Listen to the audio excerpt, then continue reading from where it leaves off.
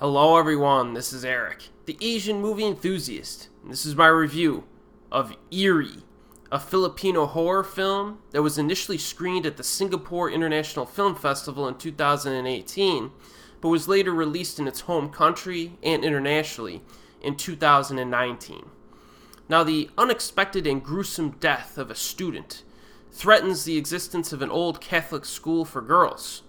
Pat, the school guidance counselor, involves herself with the students in the hopes of helping them cope, and at the same time uncover the mysteries of the student's death. Now, suspicion is soon directed towards the caretaker, but there is certainly a supernatural influence at play here. So piece by piece, Pat uncovers the secret of the school and the spirit that is nurtured, or has been nurtured, for the past century. Now, I've had this movie on my radar for quite a while. The reason for that is because it was directed by Mikhail Red, the man who gave us the very impressive film Birdshot from 2016. Now, I have a full review of that film on this channel. Birdshot was a really good movie, so I was definitely looking forward to Eerie. But after watching the film, I must say that this is definitely a step down for this director, for one big reason. The story and the characters are not that interesting. You know, the film lacks a sense of momentum, and it kind of gasses out a bit during the second half, because it's difficult to care about the consequences, because the characters are kind of bland. Now, for purposes of comparison, Birdshot had impressive character development, thematic depth, and social commentary all in the same movie. Eerie, on the other hand, has a notable lack of content that makes it feel a bit shallow and a bit cliche. Now, that's the main problem I had with the film, and other reviewers online seem to have the same opinion. Now, I just saw this movie a few nights ago before filming this review, but I'm still having trouble coming up with any specific, identifiable, or interesting qualities of the characters to give you for this review.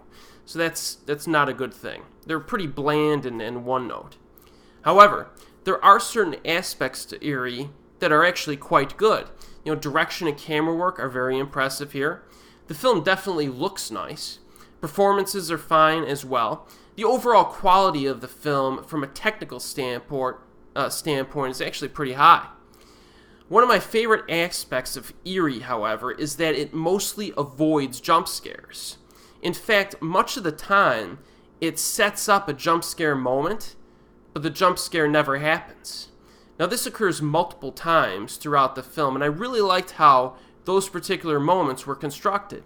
You know, they create a sense of anxiety, because it feels like it's setting up the scares almost all the time throughout the runtime, but the release of getting scared is spaced out. So, I usually become frustrated with horror films that just throw tons of cheap jump scares at you all the time. So the fact that Eerie avoids that flaw is a big positive for me. There are a small handful of jump scares that are used, but even when they are used, the sound design is not too loud or obnoxious, and that's another thing I appreciated. Now, this movie never really scared me per se, but there are a lot of horror sequences to enjoy, and that does help the pacing. However, there are a few problems I have with the horror scenes and the scares that I want to point out. The types of scares here are nothing new.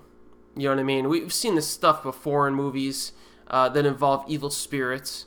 Also, the ghost design, when it actually shows the ghosts, it's a little bit cheesy, I thought. And the finale is an anticlimax.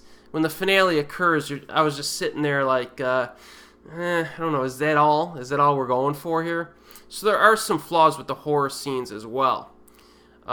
So despite the fact that there are some legitimate positives to the scare tactics, the effectiveness of the scares are kind of limited to the aforementioned flaws. Now, as I mentioned earlier, Eerie is a step down for this director when compared to Birdshot, and because of that, I did feel a sense of disappointment after watching this film. It has received some pretty negative ratings on English language movie websites, but it's not a terrible film by any means. It is a watchable movie if you could forgive some bland script writing, okay, and some of the flaws that I mentioned. I would actually say that I prefer Aurora over this, because that film had a more interesting visual style, and the story was interesting enough to where I would like to return to it at some point in the future for a rewatch. I have a review of Aurora on my channel as well, so just to give you an idea. But Eerie is currently available on Netflix streaming in the United States, so if you want to keep up with Filipino horror, give it a shot. You might like it even more than I did. And as always, we'll see you next time.